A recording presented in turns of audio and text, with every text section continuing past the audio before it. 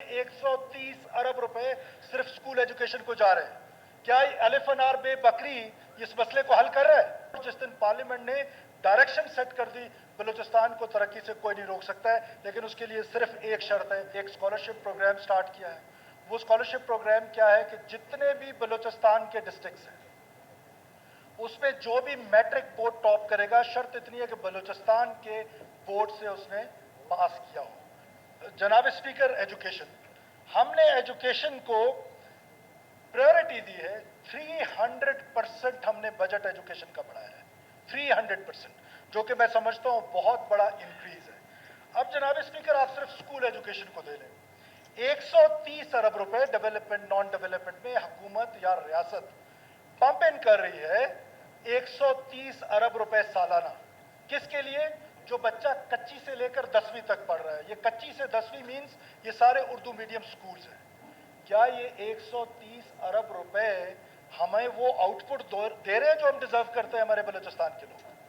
आप खुद ये फैसला कर लीजिए, अवाम ये फैसला कर रहे हैं, बलूचिस्तान के लोग ये फैसला कर रहे हैं कि 130 अरब रुपए लगाने के बावजूद रिजल्ट क्या है? रिजल्ट जीरो है। हमने जनाब स्पीकर, हमने ये 130 अरब रुपए की यूटिलाइजेशन कैसे करनी है?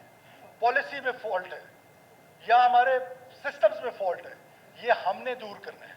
हम इसको इंप्रूव करने की कोशिश करेंगे। और ये हमारी काबीना ने, मैडम मिनिस्टर जो है राहिला दुरानी साहिबा, कैबिनेट की डायरेक्शन है कि come up with the solution. We are giving so much money. इस टैक्स पेयर्स के पैसों में से 130 अरब रुपए सिर्फ स्कूल एजुकेशन को जा रहे हैं। क्या अलिफ अनार बे बकरी इस मसले को हल कर रहा है? दुनिया ने इस एजुकेशन को छोड़ दिए और वो डिफरेंट मॉडल्स में जा रहे हैं। क्या वो पब्लिक प्राइवेट पार्टनरशिप हो सकता है? क्या वो सेमी ऑटोनमस हो सकते हैं? किस तरीके से इस स्कूलिंग मॉडल को इंप्रूव किया जा सकता है? हुकूमत बलूचिस्तान अपने सिंसेरिटी का अंदाजा आप इससे लगाएं, मैंने आपसे कहा 300% इंक्रीज, तो दैट मीन्स कि education is the nearest thing to our heart. We want कि बलूचिस्तान का आम बच्चा जो बेचारा नंगे पैर है, नंगे सर है, उसके लिए एजुकेशन कौन सी देनी है और आया उसको क्वालिटी एजुकेशन देनी है।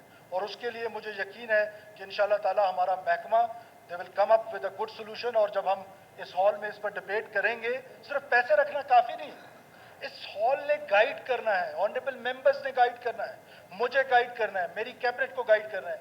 इसलिए मैं पहले दिन से कहता हूं कि ये ऑगस्ट हाउस जो है, ये इसने लीड लेना है। और हर चीज में पार्लियामेंट को क्यों लेकर आता हूं, चाहे वो सीपैक का मामला हो, चाहे वो कोई और मामला हो, चाहे वो एसपीके की भर्ती हो, मैं चाहता हूं कि पार्लियामेंट लीड ले।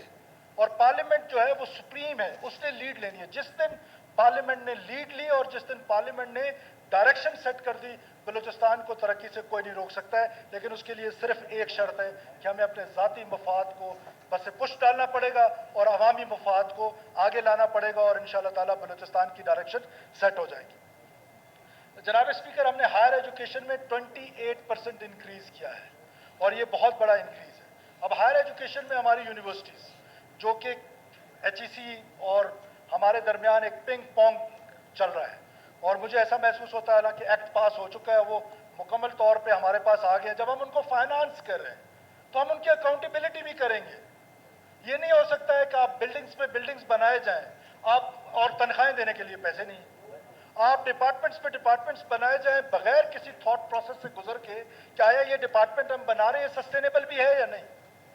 हम हड़ताल कर लें, ये कर लें, हम बिल्कुल पैसे देंगे, हम अपनी यूनिवर्सिटीज़ को उठाएंगे, हम उनका स्टैंडर्ड इंप्रूव करेंगे, पैसे देंगे, लेकिन अकाउंटेबिलिटी ज़रूर करेंगे। और उनकी अकाउंटेबिलिटी होनी चाहिए कि सपोर्टिंग स्टाफ में एक एक डिपार्टमेंट में 600-600 लोग, 700 लोग भर्ती हुए हैं, और वो डिपार्टमेंट जिसमें स्टूडेंट्स की तादाद सिर्फ 4 है, 5 है, 6, तो ये किसने किया है ये जुल्म बलूचिस्तान के साथ? ये हम बलूचिस्तान के लोगों ने खुद किया, बाहर से किसी ने आके नहीं किया। और ये ठीक भी हमने करना है, कोई बाहर से आके इसको ठीक नहीं करेगा।